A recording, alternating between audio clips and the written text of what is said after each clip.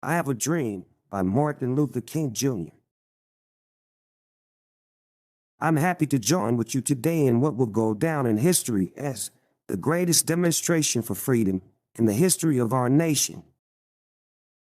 5 years ago, a great American in whose symbolic shadow we stand today signed the Emancipation Proclamation. This momentous decree is a great beacon light of hope to millions of Negro slaves who had been seared in the flames of withering injustice. It came as a joyous daybreak to end the long night of their captivity. But 100 years later, the Negro still is not free. 100 years later, the life of the Negro is still badly crippled by the manacles of segregation and the chains of discrimination. 100 years later, the Negro lives on a lonely island of poverty in the midst of a vast ocean of material prosperity. 100 years later, the Negro is still languished in the corners of American society and finds himself in exile in his own land. So we've come here today to dramatize a shameful condition.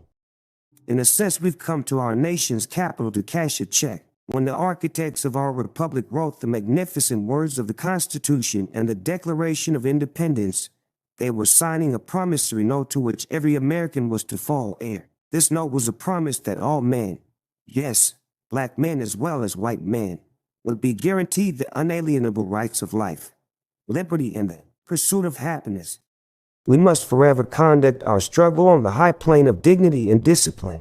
We must not allow our creative protests to degenerate into physical violence. The marvelous new militancy which has engulfed the Negro community must not lead us to distrust all white people, for many of our white brothers, as evidenced by their presence here today, have come to realize that their destiny is tied up with our destiny. We cannot walk alone, and as we walk we must make the pledge that we shall always march ahead. We cannot turn back. There are those who are asking the devotees of civil rights, when will you be satisfied? We can never be satisfied as long as the Negro is the victim of the unspeakable horrors of police brutality. We can never be satisfied as long as our bodies, heavy with the fatigue of travel, cannot gain lodging in the motels of the highways and the hotels of the cities. We cannot be satisfied as long as the Negro's basic mobility is from a smaller ghetto to a larger one. We can never be satisfied as long as our children are stripped of their adulthood and robbed of their dignity by signs stating for whites only.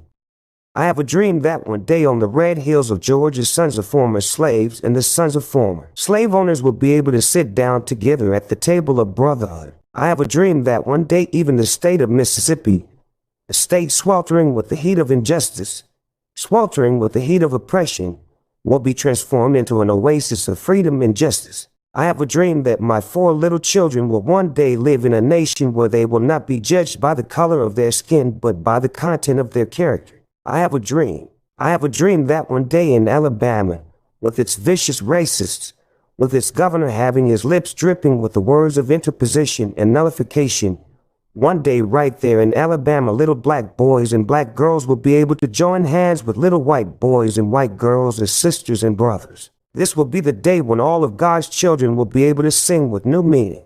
My country, 'tis of thee, sweet land of liberty, of thee I sing. Land where my fathers died, land of the pilgrim's pride, from every mountain side, let freedom reign. And if America is to be a great nation, this must become true. So let freedom ring from the prodigious hilltops of New Hampshire. Let freedom ring from the mighty mountains of New York. Let freedom ring from the heightening Alleghenies of Pennsylvania.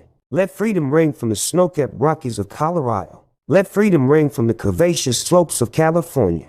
But not only that, let freedom ring from Stone Mountain of Georgia. Let freedom ring from Lookout Mountain of Tennessee. Let freedom ring from every hill and molehill of Mississippi, from every mountainside. Let freedom ring when we allow freedom to ring, when we let it ring from every city and every hamlet, from every state and every city. We will be able to speed up that day when all of God's children, black men and white men, Jews and Gentiles, Protestants and Catholics, will be able to join hands and sing in the words of the old Negro spiritual, free at last, great God and mighty, we are free at last.